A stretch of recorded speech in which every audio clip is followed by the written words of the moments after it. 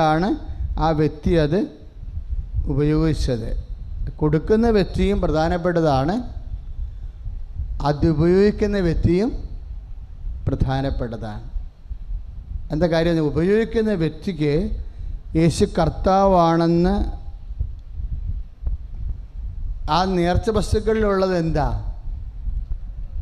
നമ്മളത് പൗരോഹിത്യ വിധിപ്രകാരം ആശീർവദിക്കുമ്പോൾ കർത്താവിൻ്റെ സാന്നിധ്യം അതിൽ വിശ്വാസത്താൽ നിക്ഷേപിക്കപ്പെടുകയാണ് ചെയ്യണത്. ഇപ്പം തേനൊക്കെ ഉടമ്പടിയുടെ ഭാഗമല്ലെങ്കിൽ പോലും ജെറിക്കോ പ്രാർത്ഥന ചൊല്ലി 30 പേര് 2.5 മണിക്കൂർ 3 മണിക്കൂർ ആരാധനയും കൊണ്ട് നടന്ന് ഇത് ഈ ശുശ്രൂഷാലയം മുഴുവനും പ്രദക്ഷിണം വെച്ച് പ്രാർത്ഥിച്ചിട്ടാണ് അവസാനം 12 പ്രാവശ്യം നേർച്ച വസ്തുക്കളെ ആശീർവദിക്കുന്നത്. അതാണ് തേനൊക്കെ നിങ്ങൾ കേട്ടുള്ളത്, ഉപ്പ് എല്ലാം. അപ്പം ഞങ്ങളുടെ മനസ്സിലുണ്ടാവണത് ഇത് ഉപയോഗിക്കുന്ന വ്യക്തികളോടൊക്കെ ദൈവത്തിൻ്റെ കരുണ ലഭിക്കണം. ഒത്തിരി ദൈവസ്നേഹത്തോടെയാണ് അത് ആശീർവദിക്കുന്നത്. കാര്യം ഞങ്ങളിവിടെ ശുശ്രൂഷകരെ ആരുമില്ലെങ്കിൽ പോലും മാതാവിൻ്റെ മണ്ണിൽ വേദനയോടെ കാലുകുത്തുന്ന എല്ലാവർക്കും ദൈവത്തിൻ്റെ സന്ധിപ്പ് കിട്ടണമെന്നും പറഞ്ഞാണ് ബ്ലസ് ചെയ്യണത്. അല്ല, വെറുതെ ബ്ലസ് ചെയ്യുകയല്ല, കുറേ നേരം എടുത്ത് പ്രാർത്ഥിച്ചാണ് ഇതെല്ലാം ബ്ലസ് ചെയ്യണത്. അപ്പം നമ്മൾ വിശ്വാസത്തിൽ ആദരിക്കുമ്പോൾ ബഹുമാനപ്പെട്ട വോളണ്ടിയേഴ്സ് അവരെ കൊണ്ടുപോയി സ്വസ്ഥമായിട്ട് എവിടെയെങ്കിലും അച്ഛൻ്റെ മുറി തുറന്ന് മുറിയിൽ കൊണ്ടുപോയി അവരെ കിടത്തുക. സ്തുതിയുടെ ഹല്ലേലൂയ, ഹല്ലേലൂയ, ഹല്ലേലൂയ, ഹല്ലേലൂയ, ഹല്ലേലൂയ. യേശുവേ നന്ദി, ഹല്ലേലൂയ, ഹല്ലേലൂയ. ശക്തിയോടെ സ്തുതിക്കട്ടെ, ഹല്ലേലൂയ. അപ്പോൾ എൻ്റെ മക്കൾ വെഞ്ചരിച്ച വസ്തുക്കളെക്കുറിച്ചുള്ള ബോധ്യം ഉണ്ടാകണം. എന്ത് സംഭവം? അച്ഛൻ അത് വെഞ്ചരിക്കുമ്പോൾ യേശു കർത്താവാണെന്ന് അധരം കൊണ്ട് ഏറ്റുപറഞ്ഞ് ദൈവം അവനെ മരിച്ചവരിൽ നിന്ന് ഉയർപ്പിച്ചുവെന്നുള്ള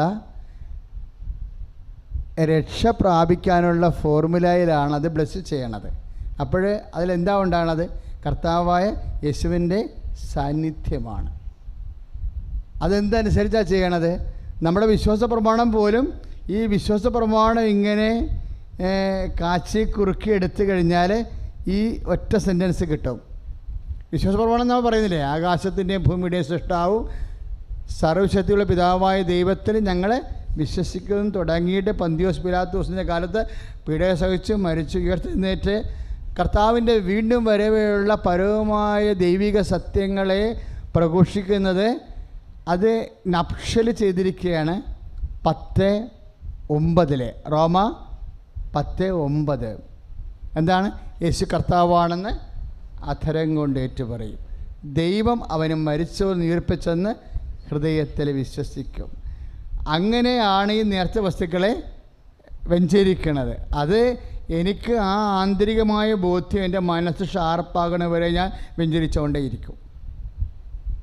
അല്ലെങ്കിൽ നമ്മളൊരു സാധാരണ പ്രാർത്ഥന പോലെ അങ്ങോട്ട് പ്രാർത്ഥിച്ചിട്ട് പോകും. അങ്ങനെയല്ല, എൻ്റെ മനസ്സിൽ അതെപ്പോഴാണ് പാകമാകണത്, അതിൻ്റെ ഓരോ ഫീലും യേശു കർത്താവാണെന്ന ഫീൽ എൻ്റെ മനസ്സിൽ കൃത്യമാകണ വരെ ഞാൻ നിങ്ങൾ ബ്ലസ് ചെയ്തുകൊണ്ടേയിരിക്കും. നിങ്ങൾ കണ്ടു കാണും. അതാണ് ഈ 12 പ്രാവശ്യം ബ്ലസ് ചെയ്യണം എന്നൊക്കെ പറയണത്.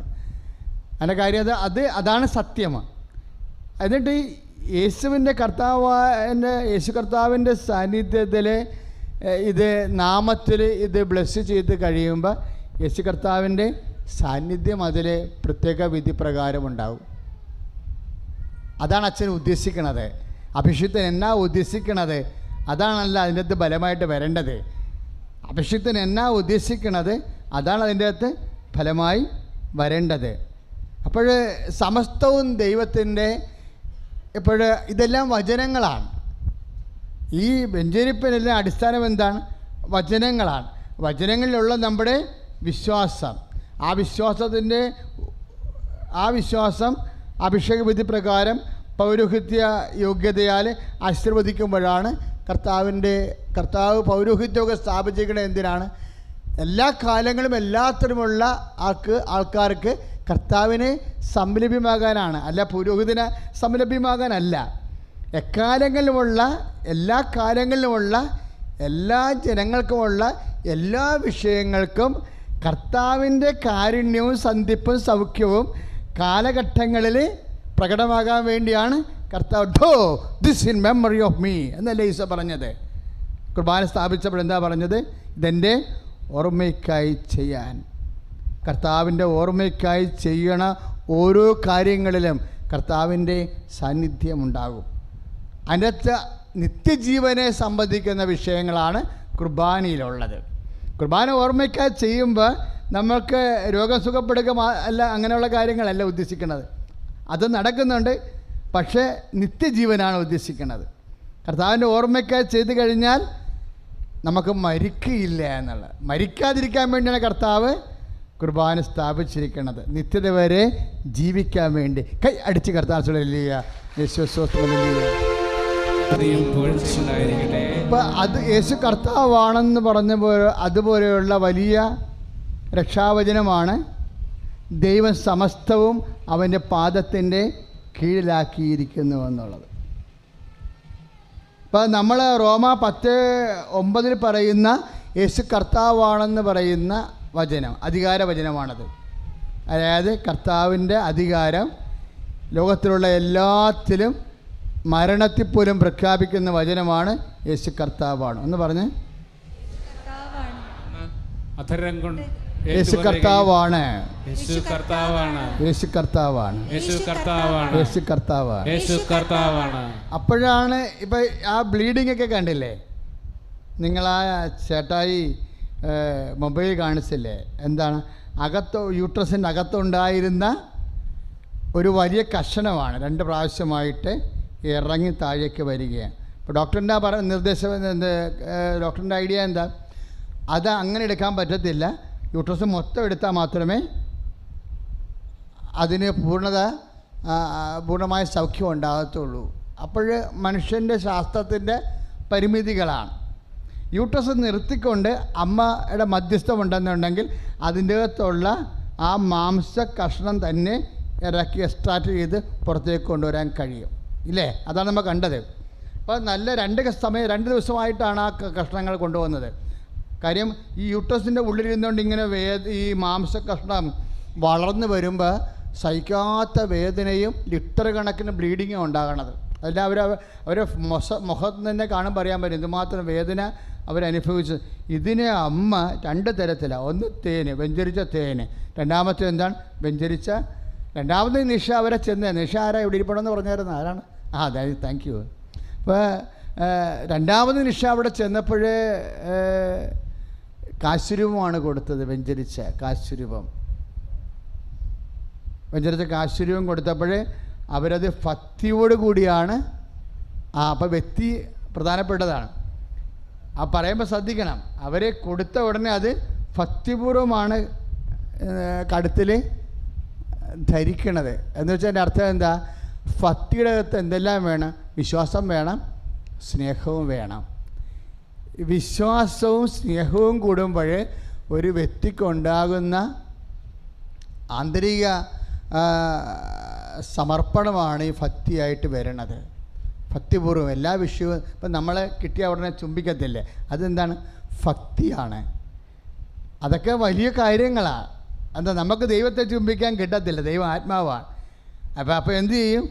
ദൈവം ഇതുപോലെ ദൈവം തന്നെയാണ്, വചനം തന്നെയാണ് മാംസമായത്, അല്ലേ? ദൈവം തന്നെയാണ് ദൈവത്തിൻ്റെ ആകൃതി നിശ്ചയിച്ച് ആകിയത്. അതുകൊണ്ട് മനുഷ്യരൂപത്തിലുള്ള ദൈവസാന്നിധ്യത്തിൻ്റെ അടയാളങ്ങളെല്ലാം ദൈവത്തിൻ്റെ മാധ്യമങ്ങളാണ്. അതുകൊണ്ടാണ് മാധ്യമങ്ങളെ നമ്മൾ വണങ്ങണത്. ആരാധിക്കത്തില്ല, വണങ്ങും, ഇല്ലേ? വണങ്ങും. വണക്കം കൊടുക്കണതിൻ്റെ ആ വണക്കത്തിൽ എന്തെല്ലാം ഉണ്ട്? സ്നേഹമുണ്ട്, പിന്നെ എന്താണ്? വിശ്വാസമുണ്ട്, പിന്നെ എന്താണ്? പ്രത്യാശയുണ്ട്. അപ്പോൾ ഈ ദൈവിക പുണ്യങ്ങളാണ് നമ്മൾ അങ്ങോട്ട് കൊടുക്കണത്. അപ്പോൾ ഈ ഭക്തി ആചരിക്കുമ്പോൾ അതിലെന്തെല്ലാം ഉണ്ടെന്ന് നമ്മൾ അറിയണം. എന്തെല്ലാമാണ് ഉള്ളത് അതിൻ്റെ അകത്ത്? സ്നേഹമുണ്ട്, പിന്നെ എന്തുണ്ട്? വിശ്വാസമുണ്ട്. അപ്പോൾ സ്നേഹവും വിശ്വാസവും ഇപ്പോൾ നമുക്ക് ഇപ്പോൾ അവർ പറഞ്ഞില്ലേ, ഞാൻ എവിടെ പോയാലും ജപമാല ചൊല്ലിക്കൊണ്ടേയിരിക്കും. എന്താ കാര്യം? വിശ്വാസമാണ്. വിശ്വാസത്തിലാണ് ചെയ്യണത്. അപ്പോൾ വിശ്വാസത്തോടെ നമ്മൾ പ്രവർത്തിക്കുമ്പോൾ ആണ് ഇപ്പോൾ ആ കാശുരൂപം കെട്ടിയ ഉടനെ തന്നെ അടുത്ത കഷ്ണം ഇളകി അവിടെ നിന്ന് മാറി. ഇളക്കിയെടുക്കണേ. അതായത് ആ കാശുരൂപം ധരിച്ച ഉടനെ യൂട്രസിൻ്റെ ഉള്ളിൽ ഉണ്ടായിരുന്ന രണ്ടാമത്തെ ഏതാണ്ട് 15 സെൻറ്റിമീറ്ററോളമുള്ള മാംസക്കഷ്ണങ്ങളാണ്. മിക്കവാറും ഒരു 150 ഗ്രാമെങ്കിലും കാണും അത്.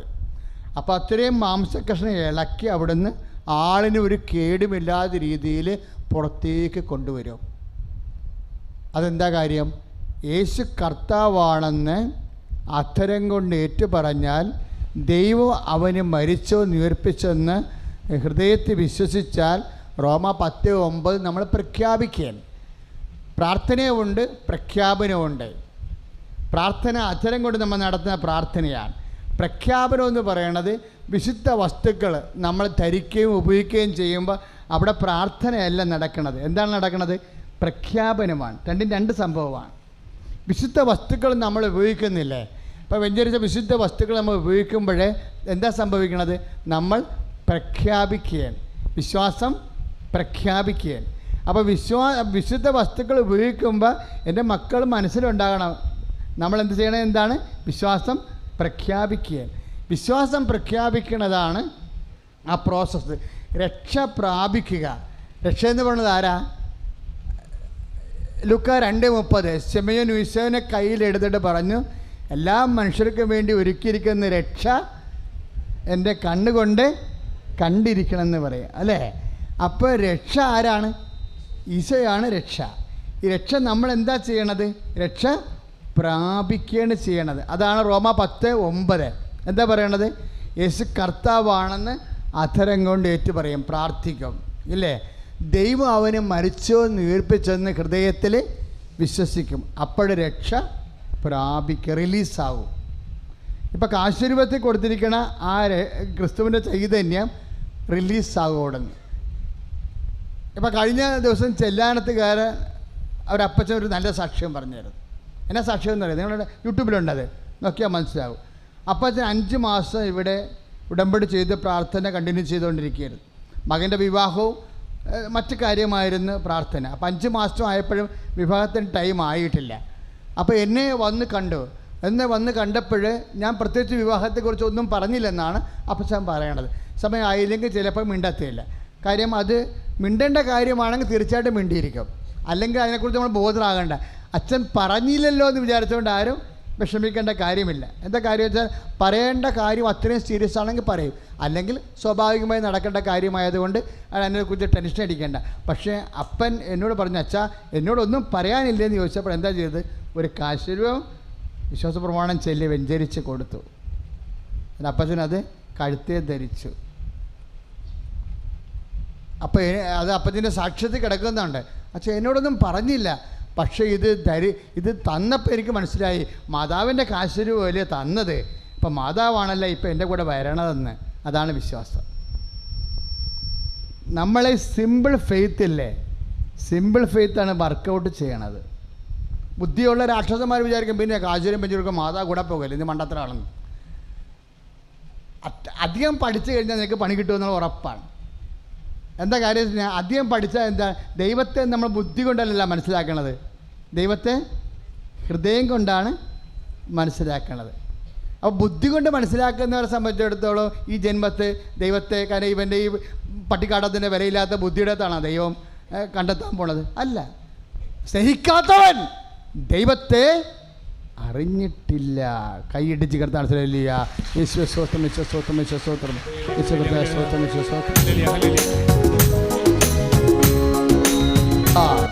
അവസാനം കർത്താവ് ഇപ്പോൾ വെളിപ്പെടുത്തിയ വചനം എന്താണ്? 1 യോഹന്നാൻ 4:8. അവസാനം ഈശോ പറഞ്ഞ വചനം എന്താ? 1 യോഹന്നാൻ 4:8. സ്നേഹിക്കാത്തവൻ പറഞ്ഞേ, സ്നേഹിക്കാത്തവൻ ദൈവത്തെ അറിഞ്ഞിട്ടില്ല. അപ്പോൾ ദൈവത്തെ അറിയണത് ബുദ്ധി കൊണ്ട് അല്ല, ദൈവത്തെ അറിയണത് ഹൃദയം കൊണ്ടാണ്. അതാണ് സത്യം, ദൈവത്തെ അറിയണത്. ഇപ്പം അപ്പച്ചൻ എന്നാ പറഞ്ഞത്? അച്ഛൻ എന്നോട് മകൻ്റെ കല്യാണത്തെക്കുറിച്ച് പറഞ്ഞില്ല, പക്ഷേ അച്ഛൻ വെഞ്ചരിച്ച മാതാവിൻ്റെ കശുരൂപം എനിക്ക് തന്നു. അപ്പോഴേ മാതാവാണല്ലേ എൻ്റെ കൂടെ പോകുന്നതെന്ന്. അതാണ് സ്നേഹം. അത് ആ മനുഷ്യന് അത്രയും സ്നേഹം അമ്മയോടുണ്ട്. അതാണ് നിങ്ങൾ മാനസാന്തരപ്പെട്ട് ശിശുക്കളെപ്പോലെ ആകുന്നില്ലെങ്കിൽ, നിങ്ങൾ മാനസാന്തരപ്പെട്ട് ശാസ്ത്രജ്ഞന്മാരെ പോലെ ആകാനല്ല, ദൈവശാസ്ത്രജ്ഞന്മാരെ പോലെ ആകുന്നില്ലെന്നല്ല പറഞ്ഞിരിക്കണത്. നിങ്ങൾ മാനസാന്തരപ്പെട്ട് ദൈവശാസ്ത്രജ്ഞന്മാരെ പോലെ ആകുന്നില്ലെങ്കിൽ ദൈവരാജ്യത്തിൽ പ്രവേശിക്കത്തില്ലെന്നല്ല ഈശോ പറഞ്ഞത്. അങ്ങനെ പറയാതിരിക്കാൻ വേണ്ടി ഈശോ പറഞ്ഞത് എന്താണ്? നിങ്ങൾ മാനസാന്തരപ്പെട്ട് ദൈവശാസ്ത്രജ്ഞനായാലും ശരി ശിശുവായിരിക്കണമെന്ന്. എന്താണ്? അത്രയും നിഷ്കളങ്കമായി ദൈവത്തെ സ്നേഹിക്കണം. അപ്പം എന്താ സംഭവിച്ചെന്നറിയാവോ? മൂന്നാം പക്കം അപ്പൻ നെഞ്ചത്തോട്ട് നോക്കിയപ്പോൾ ഞെട്ടിപ്പോയി. എന്താ സംഭവിച്ചത്? നെഞ്ചത്ത് 10-12 കൊല്ലമായിട്ട് ഒരു പരു കിടപ്പുണ്ടായിരുന്നു. അതിങ്ങനെ വെള്ളത്തിൽ ഇറങ്ങി പണിയണ ആളാണ്, ചാലിൻ്റെ പണിക്കാരനാണ്. അപ്പം എപ്പോഴും വെള്ളത്തിൽ ഇറങ്ങേണ്ടി വരും. അപ്പോൾ ഈ ഉപ്പ് വെള്ളവും ചീക്ക വെള്ളമൊക്കെ കൊണ്ട് ഇത് എപ്പോഴും ഇങ്ങനെ പഴുത്തും ചൊറിഞ്ഞും മാന്തിയും കീറിയും ഒക്കെ വല്ലാണ്ടിരിക്കും. അപ്പോൾ പലരും പറഞ്ഞു, നിങ്ങളിത് വെച്ചുകൊണ്ടിരിക്കണ, ഇതെവിടെയാണ് കൊണ്ട് കാണിക്കല്ലേ, കീറിക്കല്ലേ, കള എന്തെങ്കിലും ചെയ്ത് നിങ്ങളെ കൊണ്ടുനടന്നിട്ട്. അപ്പം പറയണത്, ഞാൻ എല്ലാ മരുന്നും ഇതിന് വേണ്ടി ഉപയോഗിച്ച് ഇപ്പം ഞാൻ അത് നിർത്തി. കാര്യം എന്താ? ഇതുകൊണ്ടൊന്നും ഗതി പിടിക്കാത്തത് കൊണ്ട് ഞാൻ ആ സംഭവം സ്റ്റോപ്പ് ചെയ്ത്. ഇത് ഇപ്പോഴുണ്ട് ഈ കാശുരൂപം കെട്ടി 2 കാശുരൂപം ഇതിനുവേണ്ടി മുട്ടി. അതാണ് പ്രശ്നം. അത് അങ്ങനെ അറിയാതെ ചെയ്തതാണ്. മാതാവ് അറിഞ്ഞുകൊണ്ട് ചെയ്തതും പുള്ളിക്കാരൻ അറിയാണ്ട് ചെയ്തതാണ്. കാശുരൂപം മുട്ടി 2 ദിവസം കഴിഞ്ഞപ്പോഴുണ്ട് ഈ സാധനം അപ്രത്യക്ഷമാകുകയാണ്. അല്ലാതെ അവിടെ വേറെ പ്രശ്നമൊന്നുമില്ല, അപ്രത്യക്ഷമായി. എന്താ കാര്യം? സിമ്പിൾ ഫെയ്ത്താണ്. അതായത് അത് ആ മോള് അവസാന പ്രമിത പറഞ്ഞത് എന്താണ്? നമ്മുടെ കർത്താവ്, ജീവനുള്ള കർത്താവ് ഇന്നും ജീവിക്കണം എന്ന് പറഞ്ഞില്ലേ, ഇല്ലേ? അതൊക്കെ പറഞ്ഞാൽ അവസാനിപ്പിച്ചത്. ജീവനുള്ള കർത്താവാണ്, കർത്താവ് ഇന്നും ജീവിക്കണം എന്നതൊക്കെ പറയുമ്പോൾ അതാണ് സാക്ഷ്യം. കാര്യം കേൾക്കുന്നവർക്ക് വിശ്വാസമുണ്ടാകണം. കേൾക്കുന്നവർക്ക് അവരുടെ പ്രയാസ നിമിഷങ്ങളിൽ എൻ്റെ കർത്താവ് അവളെ സഹായിച്ച പോലെ എന്നെയും സഹായിക്കുമെന്നുള്ള പ്രത്യാശ ഉണ്ടാകണം. അതുകൊണ്ട് എൻ്റെ മക്കൾ ശരിക്കും ഇങ്ങനെ പ്രെയറിൽ തന്നെ പ്രാർത്ഥിച്ച് തന്നെ പോകണം. പ്രാർത്ഥിക്കുമ്പോൾ എന്താ ഉള്ളത്? വെറുതെ ഇങ്ങനെ ഈ പിച്ചും പെയ്യും പറഞ്ഞ പോലെ പെയ്തും പിറയ്ക്കും ഭ്രാന്തന്മാർ നടക്കണം എന്നല്ല പറയാൻ അർത്ഥം. ഇതിൻ്റെ അകത്തെല്ലാം ഉള്ളത് സ്നേഹമാണ്.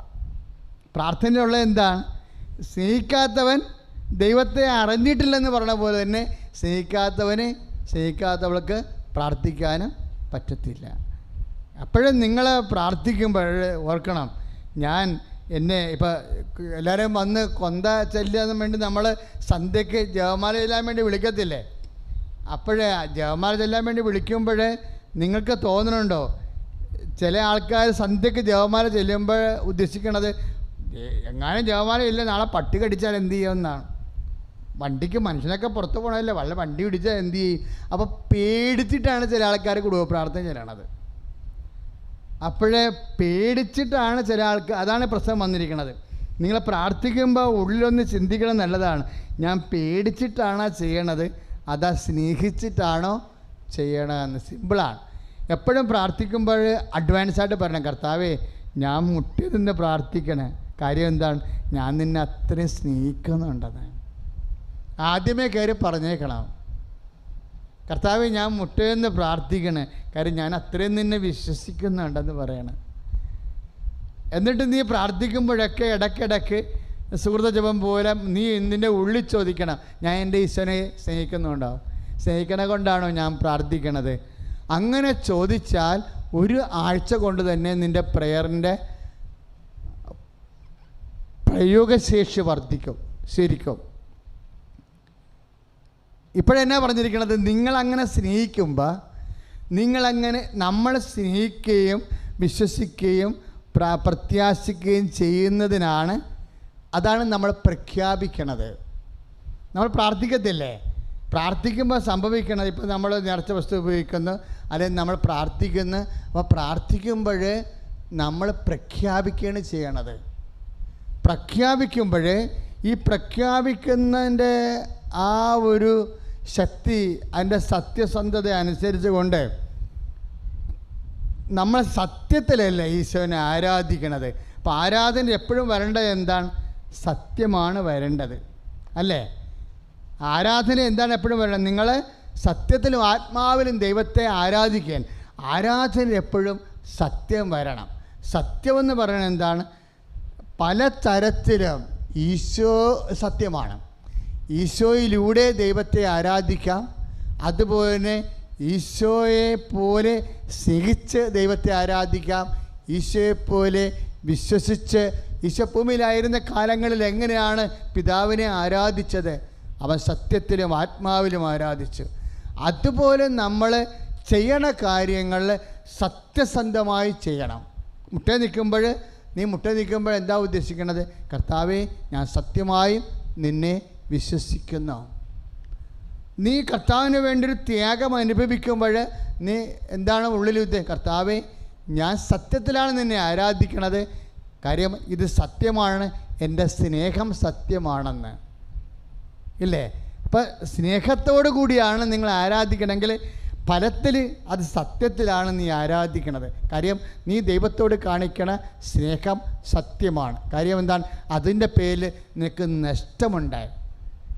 അതിൻ്റെ പേരിൽ നിനക്ക് സമയമോ സമ്പത്തോ ആരോഗ്യമോ നഷ്ടപ്പെട്ടാൽ അത് സ്നേഹത്തിലാണെങ്കിൽ നിൻ്റെ ആരാധന സത്യത്തിലാണ്. കാര്യം സത്യസന്ധമായ ദൈവത്തിൻ്റെ തിരുസന്നിധിയിൽ നീ മുട്ടുനിൽക്കുകയോ നീ പ്രാർത്ഥിക്കുകയോ ചെയ്യുമ്പോൾ ദൈവത്തിന് തോന്നണം, ഇത് ജോസഫച്ചൻ പറഞ്ഞത് കൊണ്ടല്ല, നിൻ്റെ ആന്തരികമായ ബോധ്യത്തിൽ നിന്നാണെന്ന്. ഉടമ്പടി ചെയ്ത കൊണ്ടല്ല ഇങ്ങനെ ചെയ്യണത്, ഉടമ്പടി ചെയ്ത കൊണ്ടല്ല, സത്യമായി ഉടമ്പടി എന്നെ സപ്പോർട്ട് ചെയ്യുന്നുണ്ട്. പക്ഷേ ഞാൻ ചെയ്യണതിൻ്റെ കാരണം എന്താണ്? I pray because I love. ഞാനത് ചെയ്യുന്നു കാരണം എന്താ? ഞാൻ നിന്നെ സ്നേഹിക്കുന്നു. ഉടമ്പടി നിനക്ക് ഫെസിലിറ്റേറ്റ് ചെയ്തു തരും, ഉടമ്പടി നിന്നെ സപ്പോർട്ട് ചെയ്തു തരും. സത്യത്തിൽ നിൻ്റെ ദൈവത്തെ ആരാധിച്ച് ദൈവത്തിൻ്റെ കൃപയാർജിക്കാൻ സമയബന്ധിതമായി കൈ അടിച്ച് കർത്താവിനെ സ്തുതിക്കുക. പരിശുദ്ധ പരമദിവ്യകാരുണ്യത്തിന് എന്നേരും ആരാധനയും സ്തുതിയും പുകഴ്ചയും ഉണ്ടായിരിക്കട്ടെ. അവസാനം വെളിപ്പെട്ട വചനം എന്താ? ഉടമ്പടി നിന്നെ ഫെസിലിറ്റേറ്റ് ചെയ്ത് തരും, എന്നുവെച്ചാൽ സൗകര്യപ്പെടുത്തി തരും. എന്താണ്? കർത്താവിനെ നിനക്ക് സത്യത്തിൽ ആരാധിക്കാൻ. എന്തിനാണ്? നിൻ്റെ ജീവിത വിഷയങ്ങളുടെ മേൽ സമയബന്ധിതമായി. അതാണ് വിഷയം. ദൈവത്തെ സ്നേഹത്തിൽ ആരാധിക്കുമ്പോൾ സമയച്ചുരുക്കം സംഭവിക്കും. ഉടമ്പടി സമയച്ചുരുക്കത്തിൻ്റെ പ്രാർത്ഥനയാണ് ഒരർത്ഥത്തിൽ. ദൈവത്തെ സത്യത്തിൽ ആരാധിക്കുമ്പോൾ, ദൈവത്തെ സ്നേഹത്തിൽ ആരാധിക്കുമ്പോൾ, സ്നേഹമാണ് ശരിക്കും സമയച്ചുരുക്കം ഉണ്ടാക്കുന്നത്. ഉടമ്പടിയുടെ നിർദ്ദേശം എന്താ? ഉടമ്പടിയുടെ എല്ലാ നിബന്ധനകളും, ആദ്യ നിബന്ധന എന്താ? 10 നിബന്ധനകളുണ്ടായിരുന്നു ഉടമ്പടിക്ക്, അല്ലേ? പഴയ നിയമത്തിൽ വാഗ്ദാന നാട് പ്രാപിക്കാൻ പോയ ദൈവജനത്തിന് ദൈവത്തിൻ്റെ സാന്നിധ്യം കൂടെ ഉറപ്പ് വരുത്താൻ വേണ്ടി ദൈവം 10 നിബന്ധനകളെ കൊടുത്തിരുന്നു. നിൻ്റെ കർത്താവ് ദൈവം ഞാനാകുന്നു തുടങ്ങി 10 നിബന്ധനകളെ. ആ നിബന്ധനകളെ നമ്മൾ കാച്ചിക്കുറുക്കിയാൽ 2ആയിട്ട് സംഗ്രഹിക്കും. എല്ലാത്തിനുപരി ദൈവത്തെ സ്നേഹിക്കുക, നിന്നെപ്പോലെ തന്നെ നിൻ്റെ അയൽക്കാരനെ സ്നേഹിക്കുക. അതാണ് പഴയ നിയമത്തിൽ ഉടമ്പടിയുടെ നിബന്ധനകളെ സംഗ്രഹിക്കുന്നത്. പുതിയ നിയമത്തിൽ കർത്താവ് പുതിയ ഉടമ്പടി ചെയ്തപ്പോൾ ആ നിബന്ധനകൾ വീണ്ടും കർത്താവ് ചുരുക്കി. എങ്ങനെ ചുരുക്കിയേ? കർത്താവ് പറഞ്ഞു, നിങ്ങളെ സ്നേഹിക്കണം, പക്ഷേ നിൻ്റെ കർത്താവായ ദൈവം നിന്നെ സ്നേഹിച്ചതുപോലെയാണ് നീ സ്നേഹിക്കേണ്ടതെന്ന് പറഞ്ഞു. അതെങ്ങനെയാണ്? സഹിച്ചുകൊണ്ട് സ്നേഹിക്കാൻ പറഞ്ഞു, അല്ലേ? കർത്താവ് അത് 1 മുഴം പോകാൻ മാത്രമേ, 1 മൈൽ പോകേണ്ടവൻ്റെ കൂടെ 2 മൈൽ പോകുക. അത് കർത്താവിൻ്റെ ഒരു സ്നേഹത്തിൻ്റെ സ്വഭാവമാണത്. സ്നേഹത്തിൻ്റെ സ്വഭാവമാണ്. അപ്പോൾ അതായത് സ്നേഹത്തിൻ്റെ സ്വഭാവം ഈശോ വെളിപ്പെടുത്തിയത് എങ്ങനെയാണ്? ഉടമ്പടി സ്നേഹത്തിൻ്റെ സ്വഭാവം അറിയാതെ ഈ ഉടമ്പടി പുരോഗമിക്കത്തില്ല. ഉടമ്പടി സത്യസന്ധമായി പുരോഗമിച്ചില്ല എന്ന് നിങ്ങൾക്ക് തോന്നുന്നുണ്ടോ? ഉടമ്പടി എങ്ങനെയെങ്കിലും ഇങ്ങനെ ഒരു പ്രത്യേക രീതിയിൽ ഞങ്ങൾ പറയണ പോലെ തന്നെ നിങ്ങൾ പറഞ്ഞു കഴിയുമ്പോൾ എല്ലാം അതുപോലെ സംഭവിക്കുമെന്ന്. അതിൻ്റെ ആത്മാവ് എന്താണെന്ന് ആദ്യം മനസ്സിലാക്കണം നിങ്ങൾ. ആത്മാവ് എന്താണ്? ഉടമ്പടി എന്ന് പറയുന്നത് എന്താണ്? ഉടമ്പടി ദൈവത്തിൻ്റെ നിബന്ധനകളാണ് ശരിക്കും. ആ നിബന്ധനകളെ കാച്ചി കുറുക്കി കൊണ്ടുവന്ന് ഈശോ അവസാനം ഉടമ്പടി ചെയ്തപ്പോഴെന്താ പറഞ്ഞത്?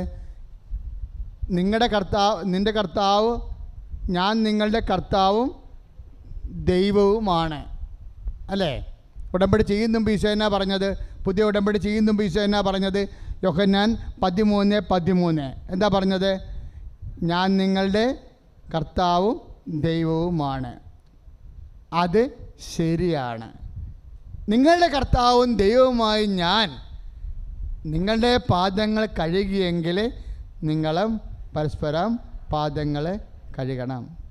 കർത്താവിൻ്റെ നാമത്തിൽ സ്നേഹിച്ച് സഹിച്ച് വിനയപ്പെട്ട് യേശു കർത്താവാണെന്ന് പ്രഖ്യാപിക്കാൻ വേണ്ടിയുള്ള നടപടിക്രമങ്ങളുടെ ആന്തരികതയാണ് ഇപ്പോഴേ കർത്താവ് വെളിപ്പെടുത്തുന്നത്. ചുമ്മാ അതരം കൊണ്ട് എന്തെങ്കിലും പറഞ്ഞാൽ സംഭവം നടക്കത്തില്ലെന്നർത്ഥം. എന്താ കാര്യം? എന്താ?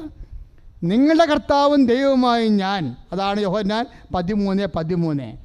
നിങ്ങളുടെ കർത്താവും ദൈവവുമായി ഞാൻ നിങ്ങളുടെ പാദങ്ങൾ കഴുകിയെങ്കിൽ നിങ്ങളും പരസ്പരം പാദങ്ങൾ കഴുകണം. അപ്പോൾ യൂദാസിൻ്റെ പാദമായാലും കഴുകേണ്ടി വരും, അല്ലേ? യൂദാസിൻ്റെ പാദം ഈശോ കഴുകിയതാണ്. അപ്പം നിൻ്റെ ശത്രുവിനെ പോലും ശുശ്രൂഷിക്കാനുള്ള സ്നേഹത്താൽ നീ വളരണമെന്ന് ഉടമ്പടി ചെയ്യാൻ. സ്തുതിയുടെ ഹല്ലേലൂയ, യേശുവേ സ്തോത്രം, ഹല്ലേലൂയ.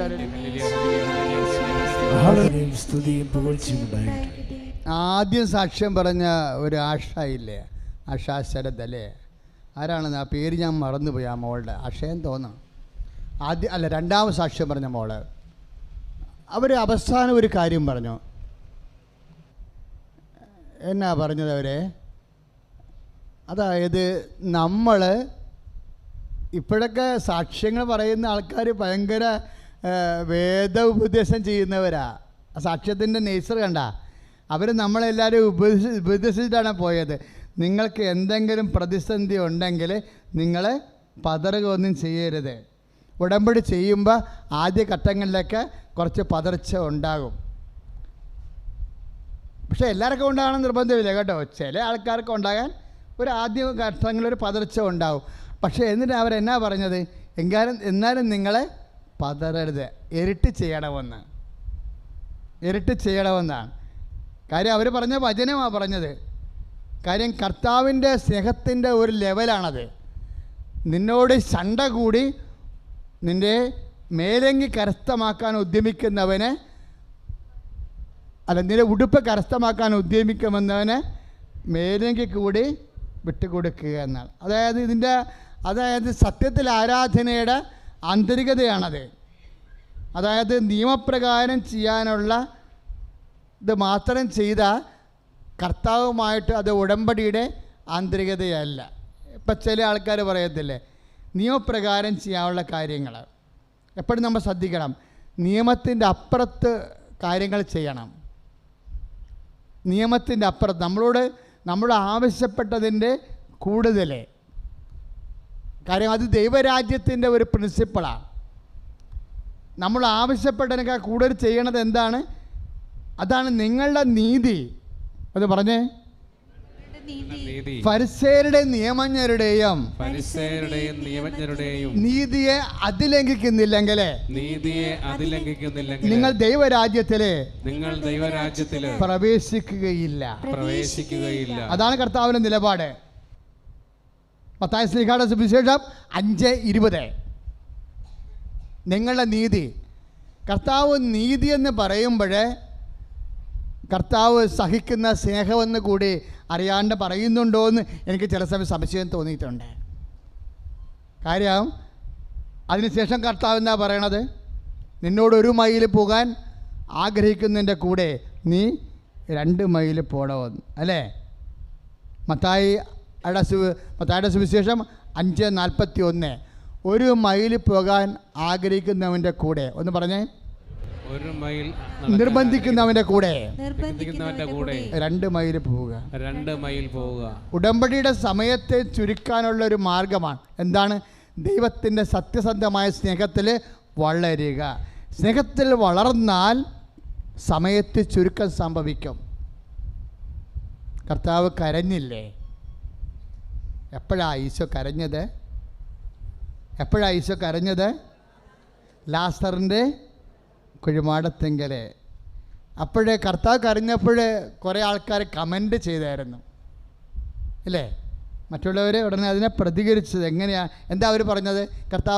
കർത്താവ് ഇങ്ങനെ വിമ്മി പൊട്ടിയപ്പോൾ അത് കണ്ടവരെന്താ പറഞ്ഞത്? നോക്കൂ,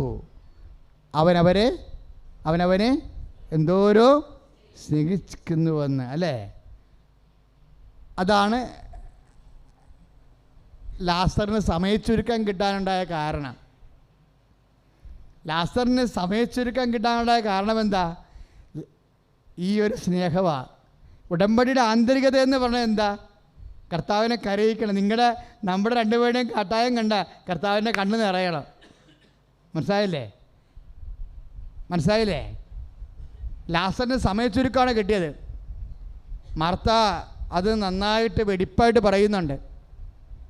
കർത്താവും ലാസറും മാർത്തായും മേരിയുമായിട്ട്, ആ കുടുംബവുമായിട്ട് കർത്താവ് ഒരു ഉടമ്പടി ചെയ്തിട്ടുണ്ട്. എന്തിൻ്റെ ഉടമ്പടിയാണ്? സ്നേഹത്തിൻ്റെ ഉടമ്പടിയാണ് ചെയ്തിരിക്കുന്നത്. ആ സ്നേഹത്തിലാണ് സമയച്ചുരുക്കം വരണത്. എന്താ മാർത്ത പറയണത് ഈശോനോട്? ഈശോനെ കണ്ടപ്പോൾ, കർത്താവേ, നീ ഇവിടെ ഉണ്ടായിരുന്നെങ്കിൽ, അല്ലേ, എൻ്റെ സഹോദരൻ മരിക്കുകയില്ല. ഇനി കഴിഞ്ഞ കാലത്തെ കാര്യം പറയാൻ, കഴിഞ്ഞ കാലത്ത് വന്നു പോയ ഒരു പരാജയമാണത്. ലാസർ മരിച്ച രോഗിയായി കിടന്നപ്പോൾ കർത്താവ് ഇല്ലാണ്ട് പോയ ഒരു കാര്യം പറയുകയാണ്. കർത്താവേ, നീ ഇവിടെ ഉണ്ടായിരുന്നെങ്കിൽ എൻ്റെ സ്ഥലം ജപ്റ്റ് ചെയ്യത്തില്ലായിരുന്നു, നമുക്ക് പറയാം, ഇല്ലേ? കഴിഞ്ഞുപോയ കാലത്തെ പരാജയങ്ങളെല്ലാം ഉടമ്പടി വഴി കർത്താവ് നിന്നെ സ്നേഹിക്കുമ്പോൾ നിൻ്റെ ഭൂതകാലത്തെ നഷ്ടപ്പെട്ടു പോയെല്ലാം നമ്മളെ കർത്താവിൽ തിരിച്ചു പിടിക്കും. കൈയടിച്ച് കർത്താവ് പരിശുദ്ധ പരമദിവ്യകാരണത്തെ മാർത്തായ ഈശോനോട് പറയണത് യോഹന്നാൻ്റെ സുവിശേഷം 11:21 വചനം. നിങ്ങൾ വൈകുന്നേരം പോയി യൂട്യൂബ് എടുത്ത് നോക്കണം. ഇപ്പോൾ ഉള്ളൊരു ഗുണം എന്താ? എന്ത് പറഞ്ഞാലും ഇവിടെ എഴുതിയെടുത്തില്ലെങ്കിലും നിങ്ങൾക്ക് യൂട്യൂബിലൂടെ കർത്താവ് വെളിപ്പെടുത്തിയതല്ലേ, ഞാനത് പഠിച്ചതല്ലല്ലോ. പലപ്പോഴും പ്രഭാഷണത്തിൽ വരണത് കുറച്ചൊക്കെ എൻ്റെ മനസ്സിൽ ഞാൻ പഠിക്കത്തില്ല, ഞാൻ പ്രാർത്ഥിച്ച് നോക്കും, ആ വിഷയം വെച്ച് പ്രാർത്ഥിക്കും. പക്ഷേ ഇവിടെ വരുമ്പോഴാണ് കർത്താവ് അത് ഡെവലപ്പ് ചെയ്ത് നമുക്ക് തരണത്. ചില സമയത്ത് ഞാൻ എഴുതി വെക്കും, ചിലപ്പോൾ എഴുതി വെക്കാനുള്ള സമയം കിട്ടത്തില്ല. ഇപ്പം എന്നാ പറഞ്ഞത്? യോഹന്നാൻ 11:21. മാർത്ത എന്നാ പറഞ്ഞത്? കർത്താവേ, ഒന്ന് പറഞ്ഞേ, അങ്ങ് ഇവിടെ ഉണ്ടായിരുന്നെങ്കിൽ എൻ്റെ സഹോദരൻ മരിക്കുകയില്ലായിരുന്നു. അപ്പോൾ ഭൂതകാലത്ത് സംഭവിച്ച ഒരു പരാജയമാണ്, അല്ലേ? കർത്താവിൻ്റെ അസാന്നിധ്യത്തിൽ സംഭവിച്ച ഒരു കാര്യമാണ്. അനുഗ്രഹമില്ലാതിരുന്നൊരു കാലത്ത് സംഭവിച്ച പരാജയങ്ങളെ അനുഗ്രഹത്തിൻ്റെ കാലത്ത് കർത്താവിൻ്റെ സ്നേഹം പുനഃസ്ഥാപിക്കപ്പെട്ട് കഴിയുമ്പോൾ പണ്ടത്തെ പരാജയം, പണ്ടത്തെ കടങ്ങൾ എല്ലാം നമുക്ക് റീഫണ്ടബിൾ ആകും. അതാണ് മത്താ പറയണത്. നീ ഇവിടെ ഉണ്ടായിരുന്നെങ്കിൽ എൻ്റെ സഹോദരൻ മരിക്കുകയില്ല. പിന്നെ ഒരു കാര്യം കൂടി അവൾ പറയാം എൻ്റെ കൂടെ, എങ്കിലും നീ ചോദിക്കണതെന്തും, ഒന്ന് പറഞ്ഞേ, നീ ചോദിക്കുന്നതെന്തും ദൈവം നിനക്ക് തരുമെന്ന് എനിക്കറിയാം. Praise the Lord. അതാണ് ഭാവി. ഭൂതത്തിൽ സംഭവിച്ച ഒരു പരാജയം, ഒരു നഷ്ടം, ഒരു ദുരന്തം,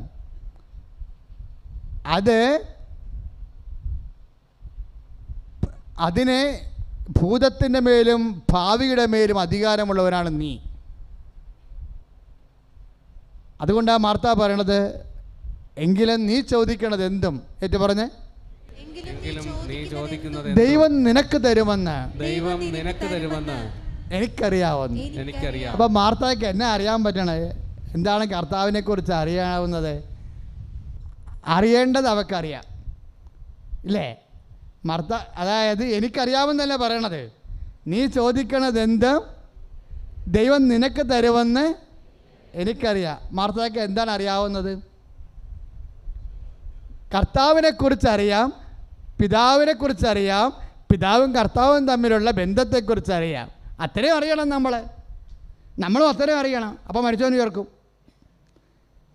കർത്താവിനെ കുറിച്ചറിയാം, പിന്നെ പിതാവിനെ കുറിച്ചറിയാം, പിതാവും കർത്താവും തമ്മിലുള്ള ബന്ധത്തെക്കുറിച്ചറിയാം. പിതാവും കർത്താവും തമ്മിലുള്ള ബന്ധത്തെക്കുറിച്ച് കർത്താവ് എന്താ പറഞ്ഞത്? ഞാൻ എൻ്റെ പിതാവിൻ്റെ കൽപ്പനകൾ പാലിച്ച് പറഞ്ഞ് അവൻ്റെ സ്നേഹത്തിൽ നിലനിൽക്കുന്ന പോലെ എൻ്റെ കൽപ്പനകൾ പാലിച്ചാൽ നിങ്ങളും എൻ്റെ സ്നേഹത്തില് നിലനിൽക്കും. യോഹന്നാന്റെ സുവിശേഷം 15:11. യോഹന്നാൻ 15:11 എന്താണ്? ഒന്നുകൂടി പറഞ്ഞേ. ഞാൻ എൻ്റെ പിതാവിൻ്റെ കൽപ്പനകള് പാലിച്ച് അവന്റെ സ്നേഹത്തില് നിലനിൽക്കുന്ന പോലെ എൻ്റെ കൽപ്പനകൾ പാലിച്ചാൽ നിങ്ങളും എൻ്റെ സ്നേഹത്തില് നിലനിൽക്കും. അപ്പോഴ് ആ സ്നേഹത്തിൽ നിലനിൽക്കുമ്പോൾ അതാണ് മാർത്ത പറയണത്. നീയും അപ്പായും തമ്മിൽ അവിഭാജ്യമായ സ്നേഹമാണ്. അത് കാരണം നീ ചോദിക്കണത് എന്തും അപ്പാ നിനക്ക് തരുമെന്ന് എനിക്കറിയാം. പറഞ്ഞാൽ മനസ്സിലായില്ലേ? ദൈവം എൻ്റെ മക്കളെ ചോദിക്കണത് എന്തും. അതുകൊണ്ടാണ് യോഹന്നാൻ 15:7 പറയണത്. നിങ്ങൾ എൻ്റെ വചനം പാലിക്കുകയും ആ വചനം നിങ്ങളിൽ നിലനിൽക്കുകയും ചെയ്താൽ, ഒന്ന് പറഞ്ഞേ, നിങ്ങൾ എന്നെ സ്നേഹിക്കുകയും ആ വചനം പാലിക്കുകയും ചെയ്താൽ, നിങ്ങൾ എൻ്റെ വചനം പാലിക്കുകയും ആ വചനം നിങ്ങളില് നിലനിൽക്കുകയും ചെയ്താൽ നിങ്ങൾക്ക് ഇഷ്ടമുള്ളത് ചോദിക്കാം, നിങ്ങൾക്ക് ലഭിക്കും. അപ്പൊ കർത്താവ് ആ പിതാവിനോടുള്ള വചനം പാലിച്ച് പിതാവിൻ്റെ സ്നേഹത്തിൽ നിലനിൽക്കുന്നുവെന്നാണ് മാർത്തായും മറിയവുമൊക്കെ കർത്താവിൻ്റെ സ്നേഹത്തിൽ വസിച്ചപ്പോൾ കർത്താവിനെക്കുറിച്ച് അവർക്ക് മനസ്സിലായത്. കർത്താവ് പിതാവിൻ്റെ സ്നേഹത്തിൽ പിതാവിൻ്റെ വാക്ക് കേട്ട് നിലനിൽക്കുന്നവനാണ്. അതുകൊണ്ടാണ് മാർത്ത പറയണത്, നീ ചോദിക്കണത് എന്തും ദൈവം നിനക്ക് തരുമെന്ന് എനിക്കറിയാം. അപ്പോഴ് ഈശോ പറയും, മാർത്ത, നിൻ്റെ അറിവ് സത്യമാണ്. ഞാൻ ചോദിക്കണത് എന്തും ദൈവം എനിക്ക് തരും. നിൻ്റെ ചത്ത് ചീഞ്ഞുപോയ നിൻ്റെ ആങ്ങളയെ ഉയർപ്പിക്കാൻ ഞാൻ അപ്പായോട് ചോദിച്ചാൽ ഇപ്പോഴവൻ ഉയർക്കും. കാരണം എന്താ? ഞാൻ പുനരുത്ഥാനവും ജീവനുമാണ്. ഞാൻ പുനരുത്ഥാനവും ജീവനുമായത് എങ്ങനെയാണ്? എൻ്റെ കർത്താവിൻ്റെ, എൻ്റെ അപ്പൻ്റെ വാക്ക് കേട്ട് അപ്പൻ്റെ വാക്കിൽ ഞാൻ നിലനിന്നപ്പോഴാണ് ഞാൻ പുനരുത്ഥാനമായത്. നീ ചോദിക്കണത് എന്തും ദൈവം നിനക്ക് തരുമെന്ന് പറഞ്ഞത് എങ്ങനെയാണ്? മരണത്തിൻ്റെ മേലും അധികാരം കിട്ടിയത് എങ്ങനെയാണ്? വചനത്തിൽ പാലിച്ച് ഉറച്ചു നിൽക്കുമ്പോൾ അവിഭാജ്യമായ ദൈവ മനുഷ്യ ബന്ധമുണ്ടാകുന്നു. ഉടമ്പടി നമ്മളെ അവിഭാജ്യമായ ദൈവ മനുഷ്യ ബന്ധത്തിലേക്കാണ് വളർത്തുന്നത്. അതുകൊണ്ട് തന്നെ ഉടമ്പടിയുടെ സ്പിരിറ്റ് എന്താണെന്ന് എൻ്റെ മക്കൾ മനസ്സിലാക്കണം. അല്ല, നിങ്ങൾ 10 രൂപ കൊണ്ട് നടന്ന് കൊടുത്ത് നിങ്ങൾ ഉപവസിച്ചു, നിങ്ങൾ വചനം വായിച്ചു, അതുപോലെ തന്നെ നിങ്ങൾ കുമ്പസാരിച്ചു, അതുപോലെ തന്നെ നിങ്ങൾ 3 പാപങ്ങൾ ഉപേക്ഷിക്കുന്നു. എൻ്റെ മക്കളെ, ഉടമ്പടിയുടെ ഈ നിബന്ധനകളെല്ലാം ചെയ്യുമ്പോൾ അതെല്ലാം ഒരു മാർഗമാണ്, അതൊന്നും ലക്ഷ്യമല്ല. ഉടമ്പടിയിലെ നിബന്ധനകളെല്ലാം ഉടമ്പടിയുടെ മാർഗങ്ങളാണ്. ലക്ഷ്യമെന്താണ്? പിതാവുമായി ദൈവവുമായി ഒന്നാകുന്ന സ്നേഹമാണ് അതിൻ്റെ ലക്ഷ്യം. അതുകൊണ്ടാണ് പൗലോസ് പറയണത്, സ്നേഹമായിരിക്കട്ടെ നിങ്ങളുടെ ലക്ഷ്യം. 1 കൊരിന്ത്യർ 14:1 സ്നേഹമായിരിക്കട്ടെ നിങ്ങളുടെ.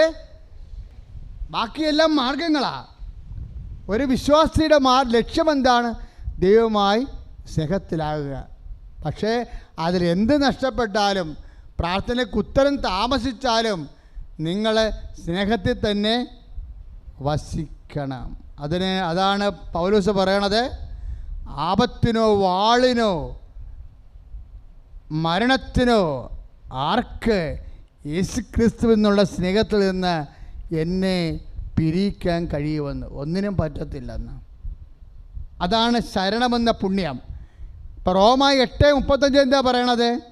ആപത്തിനോ വാളിനോ പട്ടിണിക്കോ ആർക്ക് യേശുക്രിസ്തുവിനുള്ള സ്നേഹത്തിൽ നിന്ന് എന്നെ പിന്തിരിക്കാൻ കഴിയും? ഉടമ്പടി ഉത്തരങ്ങൾ താമസിച്ചാലും, ചില ഉത്തരങ്ങൾ താമസിച്ചാലും എൻ്റെ മക്കൾ റോമ 8:35 എടുത്ത് വായിച്ചുകൊണ്ടിരിക്കണം. അതാണ് ആദ്യത്തെ ആ മോള് പറഞ്ഞത്. എന്താ പറഞ്ഞത്? എന്തെല്ലാം നമ്മുടെ എന്തെങ്കിലും ഒരു പ്രതിസന്ധി ഉണ്ടെങ്കിൽ നമ്മളത് ഇരട്ടിയായിട്ട് ചെയ്ത് പാലിക്കണം. എന്താ കാര്യം? അത് ശരണമെന്ന പുണ്യമാണ്. എന്തെല്ലാം ഇഷ്യൂ ഉണ്ടായാലും ഞാൻ വിട്ടു പിരിയത്തില്ല. ജോയിച്ചൻ ബ്രദർ പറഞ്ഞപ്പോഴും എന്താ പറഞ്ഞത്? നിങ്ങളുടെ ഉടമ്പടി പ്രകാരം നിങ്ങൾ കൃത്യമായിട്ട് പോകുന്നുണ്ടോ എന്ന് ഞങ്ങൾ നോക്കത്തുള്ളൂ. ഞങ്ങളുടെ ലക്ഷ്യം എന്താണ്? ദൈവവും നിങ്ങളും തമ്മിൽ നഖവും മാംസം പോലെ അടുത്തിട്ടുണ്ടോ? അടുപ്പിക്കാനുള്ള മാർഗങ്ങളെല്ലാം അമ്മ മാതാവ് പറഞ്ഞു തന്നത് ഉടമ്പടിയിലൂടെ നിങ്ങളോട് പറഞ്ഞിട്ടുണ്ട്. നിങ്ങൾ ആ മാർഗമല്ല ഉദ്ദേശിക്കണത്, ആ ലക്ഷ്യമല്ല. നിങ്ങൾക്ക് കാര്യം കണ്ടാൽ മതിയെന്നുണ്ടെങ്കിൽ നിങ്ങൾ വേറെ ധ്യാനകേന്ദ്രം തിരക്കേണ്ടി വരും. എന്താ കാര്യം?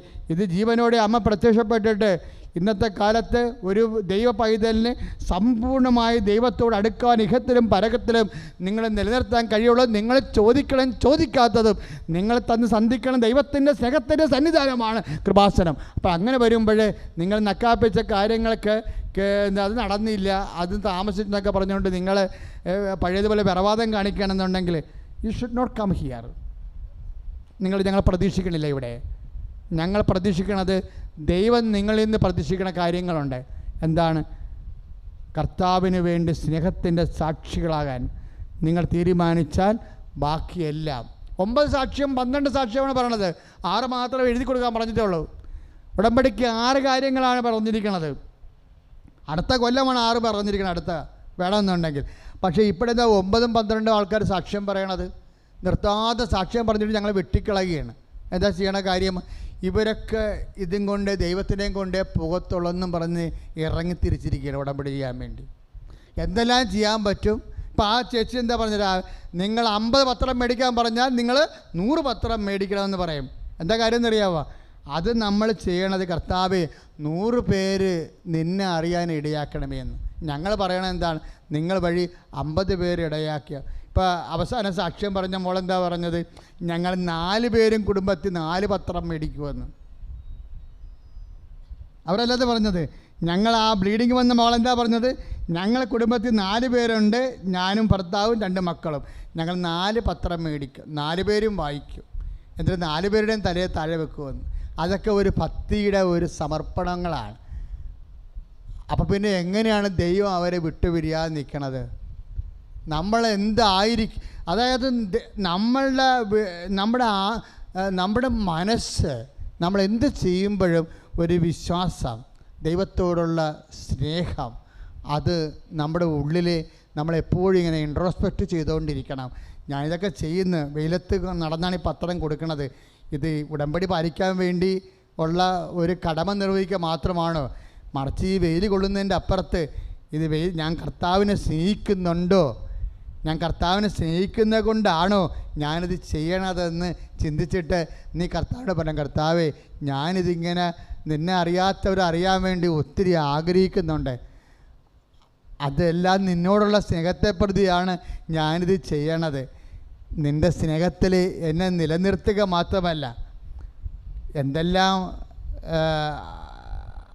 പ്രതിസന്ധികളുണ്ടായാലും, ആപത്തിനോ വാളിനോ മരണത്തിനോ ആർക്ക് യേശുക്രിസ്തുവിൻ്റെ സ്നേഹത്തിൽ നിന്ന് എന്നെ പിന്തിരിപ്പിക്കാൻ കഴിയുമെന്ന് ചോദിക്കുന്ന ഒരു അപ്പോസ്തലൻ്റെ പ്രേക്ഷിത ചോദ്യമുണ്ട് റോമ 8:35. അതനുസരിച്ച് എന്തെല്ലാം വിഷയങ്ങളുണ്ടായാലും, ഇപ്പം നീ കുടിക്കുന്നു, ഭർത്താവിൻ്റെ മദ്യപാനം, അപ്പം നീ അതിനു വേണ്ടിയാണ് സാക്ഷ്യം പറഞ്ഞിരിക്കുന്നത്, അതിനാണ് ഉടമ്പടി ചെയ്തിരിക്കുന്നത്. ഇപ്പോൾ തന്നെ ഉടമ്പടി ചെയ്ത ആൾക്കാരുടെ മദ്യപാനവും പുകവലിയും ഒക്കെ മാറുന്ന സാക്ഷ്യങ്ങൾ ഇവിടെ ഇന്ന് കേട്ടില്ലേ നമ്മളെ? അപ്പം അവരുടെ കാര്യങ്ങൾ നടന്നല്ലോ, പിന്നെ ദൈവം എന്താണ് എൻ്റെ കാര്യം നടത്താത്തതെന്നല്ല ചോദിക്കേണ്ടത്.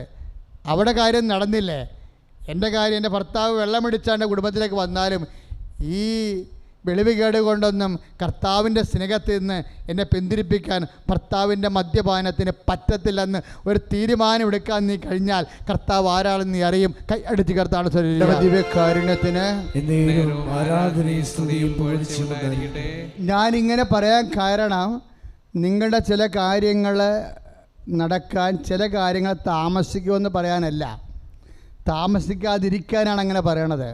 എന്താ കാര്യം? ഉടമ്പടിയുടെ സ്പിരിറ്റ് എന്താണ്? ദൈവ സ്നേഹമാണ്.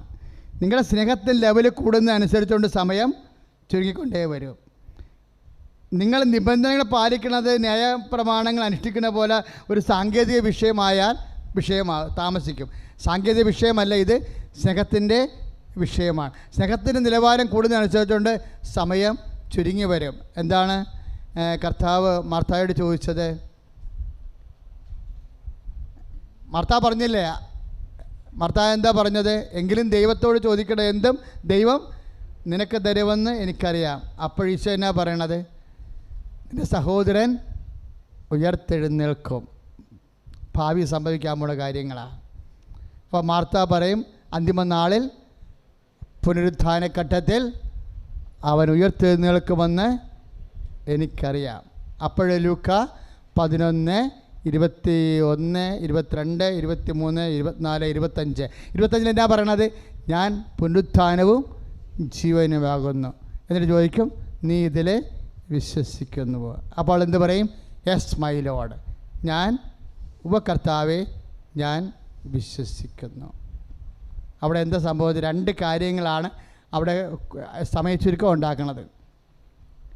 ഭാവി സംഭവിക്കാൻ പോകുന്നൊരു കാര്യമാണ്.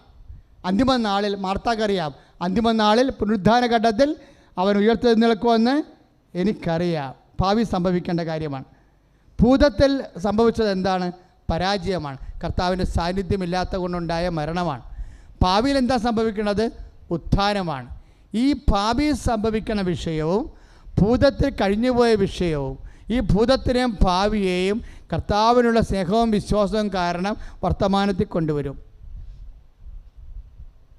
ഒറ്റ വാക്കിലാണ് യെസ് മൈ ലോർഡ് എന്ന് പറയും. ഉപകർത്താവേ, അങ്ങ് ലോകത്തിലേക്ക് വരാനിരുന്ന മിശിഹായാണെന്ന് യേശുവിനെ കർത്താവെന്ന് യെസ് മൈ ലോർഡ് ഉപകർത്താവ് എന്നല്ലേ പറയണത്. യേശു കർത്താവാണെന്ന് റോമ 10:9 അനുസരിച്ചുകൊണ്ട് മറിയം ഏറ്റുപറയുകയാണ്. യേശു കർത്താവാണ്, യെസ് മൈ ലോർഡ് ഉപകർത്താവേ. എന്താണ്? നീ ലോകത്തിലേക്ക് വരാനിരുന്ന മിശിഹായാണെന്ന് ഞാൻ അധരം കൊണ്ട് ഏറ്റുപറയുകയും ഹൃദയത്തിൽ വിശ്വസിക്കുകയും ചെയ്യുന്നു. അപ്പോഴേ യേശു കർത്താവാണെന്ന് ദൈവത്തോടുള്ള സ്നേഹത്താൽ ഏറ്റുപറയുകയും വിശ്വാസത്താൽ പ്രഖ്യാപിക്കുകയും ചെയ്യുന്നതിനാണ് ഉടമ്പടി. അപ്പോഴാണ് നഷ്ടപ്പെട്ട ഭൂതം, നടക്കാനിരിക്കുന്ന ഭാവിയും വർത്തമാനത്തിൽ വന്നിട്ട് ലാസറിൻ്റെ കല്ലറ തുറന്ന് അവൻ പുറത്തേക്ക് വരും. കൈയടിച്ച് കർത്താവ്. ഗലാത്യർ 4:6 സ്നേഹത്താൽ 5:6 ഗലാത്യ 5:6 സ്നേഹത്താൽ പ്രവർത്തന നിരതമായ വിശ്വാസം.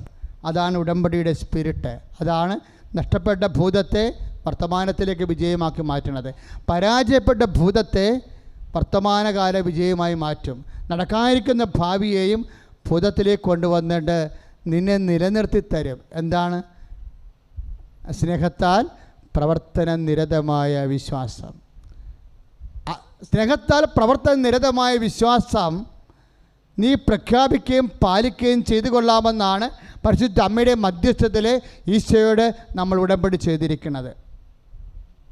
ആ ഉടമ്പടി പ്രകാരം ജീവിക്കാനും സാക്ഷ്യം വഹിക്കുവാനും സ്നേഹവും വിശ്വാസവും നിറഞ്ഞ പ്രവൃത്തികൾ കാഴ്ചവെച്ചുകൊണ്ട് സമയത്തെ ചുരുക്കാൻ, നഷ്ടപ്പെട്ട ഭൂതത്തെ വർത്തമാനത്തിൻ്റെ വിജയമാക്കി മാറ്റാൻ, നടക്കാനിരിക്കുന്ന ഭാവിയെയും സമയച്ചുരുക്കം കൊണ്ട് വർത്തമാനത്തിലെത്തിക്കാൻ. ഇപ്പോഴും അടിമാലിയിൽ നിന്നൊരു ചേച്ചി സാക്ഷ്യം പറഞ്ഞില്ലേ, അതൊരു ബി ക്ലാസ് ഞങ്ങൾ സാക്ഷ്യങ്ങൾ കിട്ടുമ്പോൾ 4 തിരിക്കുവേ. അത് A1 A മാത്രമേ പറയിപ്പിക്കത്തുള്ളൂ. നമുക്ക് സമയമില്ലാത്തത് കൊണ്ട്. സാക്ഷ്യം ചോറ് പോലെ ഉണ്ട്. അപ്പോൾ ഇവിടെ സമയച്ചുരുക്കമുള്ളതുകൊണ്ട്, സമയം കുറവായതുകൊണ്ട് നമുക്ക് കുറേ പറയും. എന്നാലും അടിമാലി ചെയ്തൊരു സാക്ഷ്യം ഞാൻ സെലക്ട് ചെയ്തായിരുന്നു. അത് പറഞ്ഞോ ഇല്ലയെന്ന് ഞാൻ ശ്രദ്ധിച്ചില്ല. പറഞ്ഞായിരുന്നു അല്ലേ? എന്നാ പ്രശ്നത്തിൽ അവർക്ക് വീടില്ല, അവർക്ക് സ്ഥലവുമില്ല. അതുപോലെ തന്നെ സാമ്പത്തിക കടങ്ങളെല്ലാം ഞാൻ സെലക്ട് ചെയ്തായിരുന്നു. കാര്യം അനേകം മക്കൾ സാമ്പത്തിക മേഖലകളിൽ വളരമായ വേദന അനുഭവിക്കുന്നുണ്ട്. അപ്പോൾ നമ്മൾ അമ്മയോട് എപ്പോഴും പറഞ്ഞുകൊണ്ടിരുന്ന, അമ്മേ, സാമ്പത്തിക മേഖലകളിൽ കുറേ ആൾക്കാർ 20 കോടി കടമുള്ളവരുണ്ടാകും, 20,000 രൂപ കടമുള്ളവരുണ്ടാകും. അവരുടെ നിലവാരത്തിൽ രണ്ടും ഒരുപോലെയാണ് അവർ ഫീൽ ചെയ്യണത്. 20,000 കടമുള്ള ആൾക്കാർക്ക്, പാവപ്പെട്ടവരാണെങ്കിൽ അത് 20 കോടിയുടെ തന്നെ അവർക്ക് അത്രയും മാനസിക വിഷമം അവർ അനുഭവിക്കുന്നുണ്ട്. 20 കോടിയുള്ളവർക്ക് അതുപോലെയുള്ള വേദന അനുഭവിക്കുന്നുണ്ട്. അപ്പോൾ സാമ്പത്തിക മേഖല സ്വസ്ഥമായില്ലെങ്കിൽ മനുഷ്യൻ്റെ പ്രാർത്ഥനാ ജീവിതത്തെ അത് ബാധിക്കും. അതുകൊണ്ട് ഞാൻ എപ്പോഴും അമ്മയെ കാണുമ്പോഴൊക്കെ പറയും, അമ്മയെ സാമ്പത്തിക കൃപാസനത്തിൻ്റെ മണ്ണ് ചവിട്ടണവരുടെ സാമ്പത്തിക മേഖലയെ പ്രത്യേകം അമ്മ സന്ധിക്കണം. അത് വലിയ പ്രാർത്ഥനാ വിഷയമല്ലെങ്കിൽ പോലും മനുഷ്യൻ ശരിക്കും വേദന അനുഭവിക്കുന്നുണ്ട് ആ മേഖലയിൽ. അതുപോലെ വീടില്ല എന്ന് ചോദിക്കുമ്പോൾ ഞാൻ ചോദിക്കും, സ്ഥലമെങ്കിലും ഉണ്ടോ എന്ന് ചോദിക്കുമ്പോൾ അവർ പറയും സ്ഥലം പോലും ഇല്ലെന്ന് പറയും. അപ്പോൾ ഒരു പാവപ്പെട്ട അമ്മച്ചി വന്ന് സാക്ഷ്യം പറഞ്ഞപ്പോൾ എനിക്ക് ഭയങ്കര ഇഷ്ടപ്പെട്ടു. കാര്യം അവർക്ക് സ്ഥലം ആദ്യം ഉടമ്പടി ചെയ്തപ്പോൾ അമ്മ ആദ്യം സ്ഥലം കൊടുത്തു, 3 മാസത്തിലുള്ള അവർക്ക് വീടും ചെയ്ത് കൊടുത്തു. കാര്യം അവരുടെ കപ്പാസിറ്റി ഈ 2 കാര്യം കിട്ടാൻ യാതൊരു സാധ്യതയുമില്ല. അവരുടെ സ്വാധീനത്തിലും കപ്പാസിറ്റിയിലും ഈ വീടോ സ്ഥലമോ കിട്ടാൻ യാതൊരു സാധ്യതയുമില്ല. സിംഹക്കുട്ടികളെ ഇര കിട്ടാതെ വലയണ കാലമാണ്. ബൈബിളിലില്ലേ, സിംഹക്കുട്ടികളെ ഇര കിട്ടാതെ വലഞ്ഞേക്കാം, പക്ഷേ ദൈവമായ കർത്താവ് നിന്നിൽ ആശ്രയിക്കുന്നവർക്ക് ഒന്നിനും മുട്ടുണ്ടാവുകയില്ല. ഇപ്പം ഇതിനേക്കാൾ കൊലകമ്പം വരും കഴിവുള്ളവരും ത്രാണിയുള്ളവർക്കും സ്ഥലമില്ല, വീടുമില്ല. പാവപ്പെട്ടവർക്ക് കർത്താവ് വീടും സ്ഥലവും ഒരുമിച്ച് കൊടുത്ത് ഉടമ്പടി പ്രകാരം. അത് കേൾക്കുമ്പോൾ എൻ്റെ മക്കൾക്ക് തോന്നണം, നിങ്ങളുടെ കയ്യിലുള്ള നിങ്ങൾക്കില്ലാത്തതും കർത്താവിൻ്റെ കയ്യിലുണ്ട്. ഞാൻ എൻ്റെ വിശ്വാസം വർദ്ധിപ്പിക്കും, ഞാൻ എൻ്റെ ദൈവസ്നേഹം വർദ്ധിപ്പിക്കും, ഞാൻ എൻ്റെ ഉടമ്പടി 10 പറഞ്ഞാൽ ഞാൻ 20 ചെയ്യും. അതാണ് ആ സാക്ഷ്യത്തിലൂടെ നമുക്ക് കിട്ടിയ ഉത്ബോധനം. ഒന്ന് നോക്കിയേ, അത് ഹൈന്ദവ സഹോദരിയാണത് പറഞ്ഞതെന്ന് ഓർക്കണം അല്ലേ? ഹൈന്ദവ സഹോദരിയാണത് പറഞ്ഞത്. നിങ്ങൾ ഉടമ്പടിയിൽ എന്തെങ്കിലും പ്രതിസന്ധി ഉണ്ടായാൽ പതറരുത്, നിങ്ങളോട് 10 പറഞ്ഞതിന് 20 ചെയ്താൽ മതിയെന്ന്. പരിശുദ്ധാത്മാവ് അവരിലൂടെ വിശ്വാസികളെ ഉത്ബോധിപ്പിക്കേണ്ട ഒരു കാലം. എനിക്ക് ഭയങ്കരമായിട്ട് ഇഷ്ടപ്പെട്ടായിരുന്നു അത് പറഞ്ഞപ്പോഴേ. കാര്യം കൊടിമൂത്ത വിശ്വാസ സാക്ഷികൾ പറയുന്ന പോലെയാണ് ആന്തരിക ബോധ്യത്തോടെ ആ മകളത് പറഞ്ഞത്. അപ്പോൾ ഇതാണ് ഉടമ്പടിയുടെ കിട്ടിയിരിക്കുന്ന സാക്ഷ്യങ്ങൾ. അതുകൊണ്ട് ദൈവം നിങ്ങളുടെ വിശ്വാസം സത്യമാകാനും സത്യസന്ധമായ സത്യത്തിൽ ആരാധിച്ചും സ്നേഹിച്ചും നിങ്ങളുടെ അനുഗ്രഹത്തിൻ്റെ സമയങ്ങളെ ചുരുക്കിക്കൊണ്ടുവന്ന് ഉടമ്പടിയിൽ ദൈവം പറഞ്ഞിരിക്കുന്ന ഓരോ കാര്യങ്ങളും നിറവേറാത്ത ഒറ്റ വിഷയമില്ല. പക്ഷെ നിറവേറുമ്പോൾ നിങ്ങൾ വേദസാക്ഷിയോ വിശുദ്ധയോ ആയി മാറും. ഉടമ്പടിയുടെ ഏറ്റവും വലിയ ഗുണമതാണ്. നൊവേനകളൊക്കെ മനുഷ്യനെ എങ്ങനെ തുടങ്ങി അതുപോലെ തന്നെ നിലനിർത്തും. കള്ളുകുടിയായിട്ട് നിലനിൽക്കും. അതൊക്കെയാണ് ഞാൻ ഒരു കാലത്ത് നൊവേനക്കൊക്കെ പോകുന്നവരെപ്പോഴും നമ്മൾ ശ്രദ്ധിക്കണം. അതിൻ്റെ ദൈവിക മനസ്സുകൂടി നിങ്ങൾ പാലിക്കണം. അല്ല നിങ്ങളുടെ കാര്യം കാണാൻ വേണ്ടി മാത്രം അതിനെ പുണ്യാളന്മാരെ മധ്യസ്ഥം വഹിച്ചാൽ ദൈവത്തിന് അതുകൊണ്ട് പ്രയോജനമില്ലാതെ വരും. അത് ഞാൻ എപ്പോഴും എൻ്റെ ഒരു പ്രശ്നമായതുകൊണ്ട് ഞാൻ പറഞ്ഞു, കർത്താവേ, ഓരോ മനുഷ്യൻ ജോലിയും കിട്ടി, വീടും കിട്ടി, പെണ്ണും കിട്ടി, വീട് എല്ലാം പോകുന്നുണ്ട്. പക്ഷേ വെള്ളമടിക്കാരനായിട്ടും വ്യഭിചാരിയായിട്ട് തന്നെയാണ് ജീവിക്കണത്. അതുകൊണ്ട് എന്നാ പ്രയോജനം? അതാണ് പ്രശ്നം. അങ്ങനെ കർത്താവിൻ്റെ മുമ്പിൽ തേറി ഒരു 4 നൂറ്റാണ്ടിൽ നടന്നു കാണുമായിരിക്കും. അതാണ് അമ്മ ഉടമ്പടി ഇപ്പോൾ തന്നിരിക്കുന്നത്. ഉടമ്പടി ഒരു വിശ്വാസിയെ വേദസാക്ഷിയാക്കും. നിൻ്റെ ഭൗമികമായ കാര്യങ്ങൾ നടക്കണ പോലെ തന്നെ നീ ഒരു യഥാർത്ഥ സുവിശേഷത്തിൻ്റെ സാക്ഷിയായി മാറിയിരിക്കും.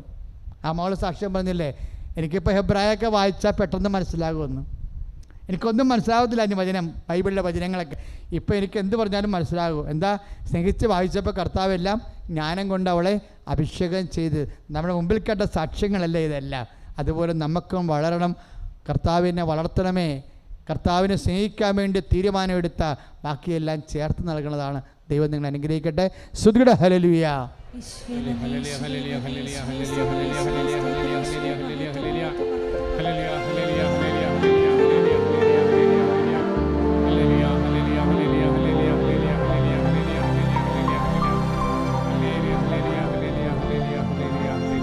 എല്ലാവരും എഴുന്നേൽക്കുക, സന്തോഷത്തോടെ എഴുന്നേൽക്കുക.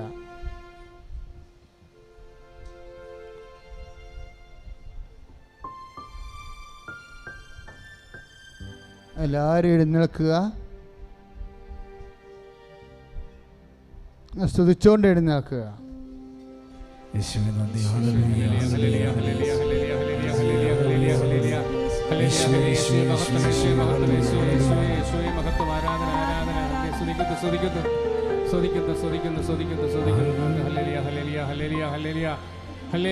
അച്ഛനോട് ചേർന്ന് പ്രാർത്ഥിക്കുക. കർത്താവായ ദൈവമേ, മാർത്തായെ പോലെ അങ്ങയെ സ്നേഹിച്ച് എന്റെ സങ്കടത്തിന്റെ സമയം ചുരുക്കി സന്തോഷമാക്കാൻ എന്നെ സഹായിക്കണമേ.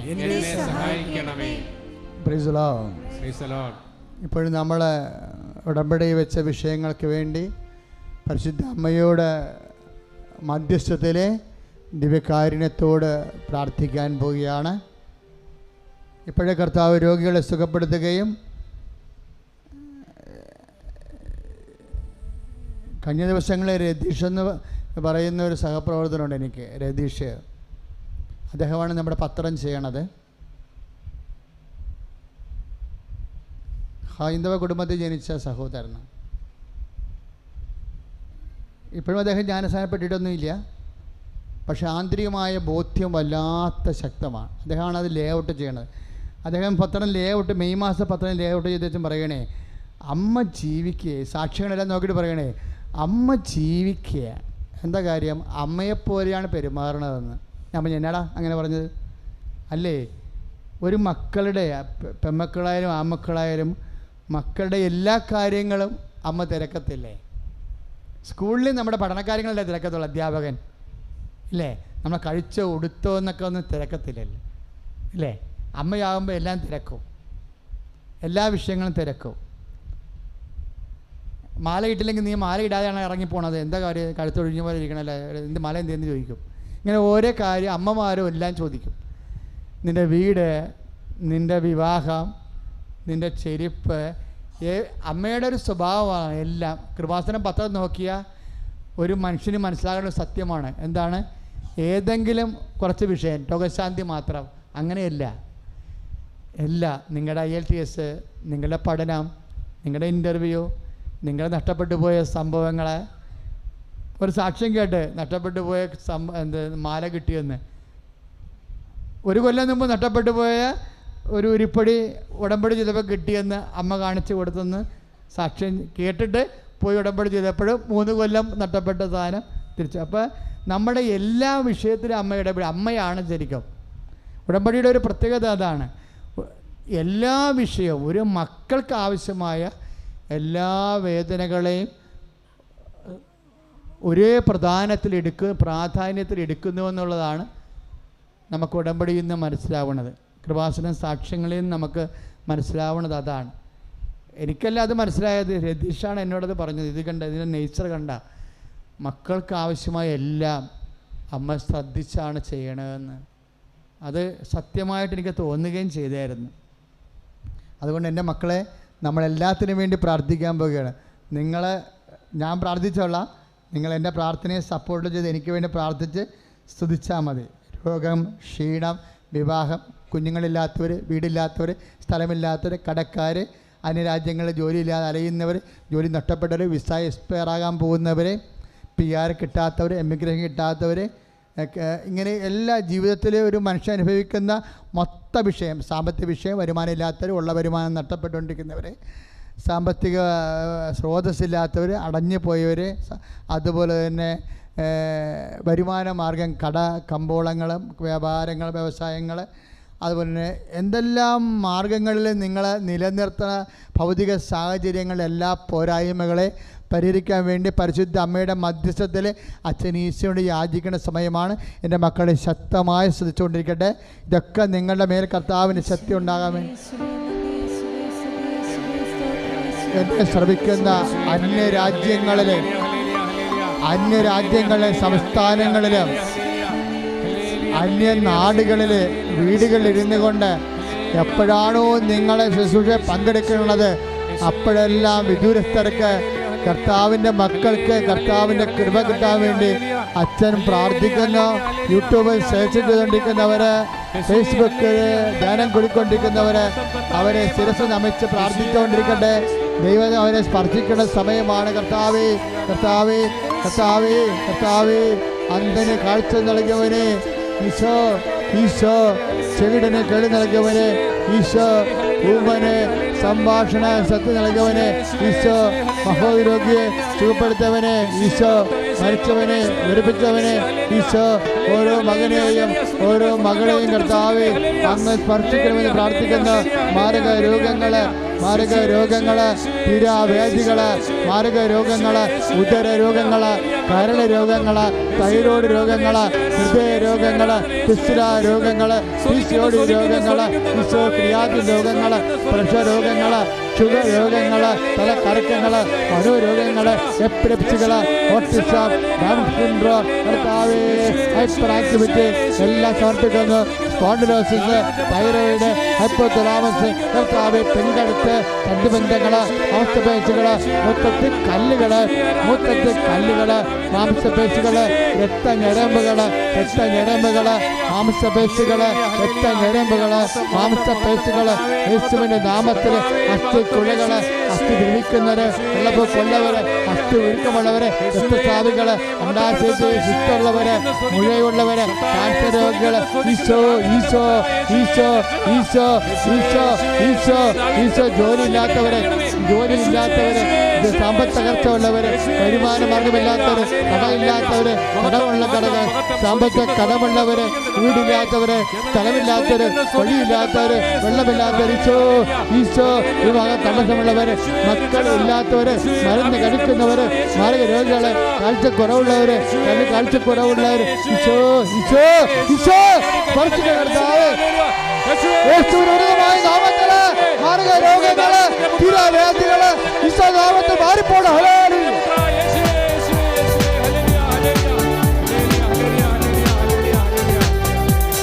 രോഗമെല്ലാം മാറിടട്ടെ, കഷ്ടമെല്ലാം നീങ്ങിടട്ടെ, രോഗമെല്ലാം മാറിടട്ടെ, കഷ്ടമെല്ലാം നീങ്ങിടട്ടെ, തിരുമുറിവിനാൽ സുഖപ്പെടട്ടെ, തിരുമുറിവിനാൽ സുഖപ്പെടട്ടെ.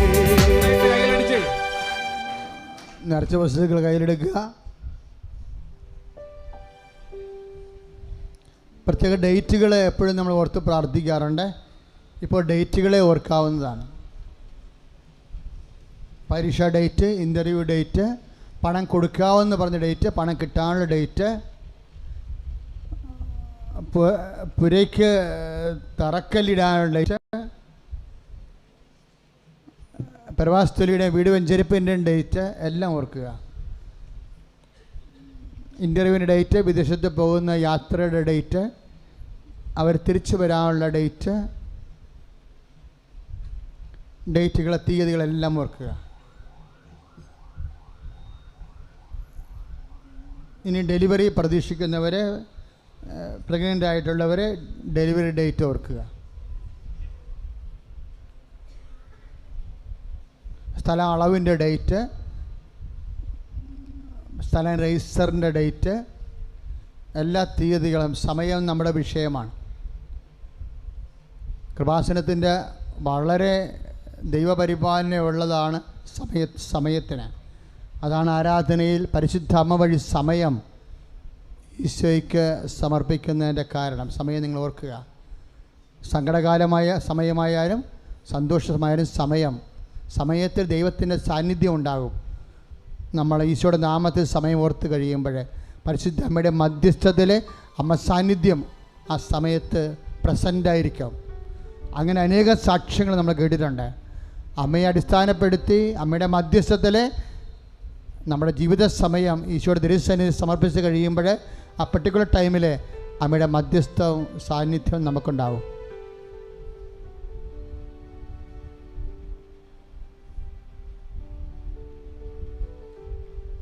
രണ്ട് മൂന്ന് അറിയിപ്പുകളുണ്ട്.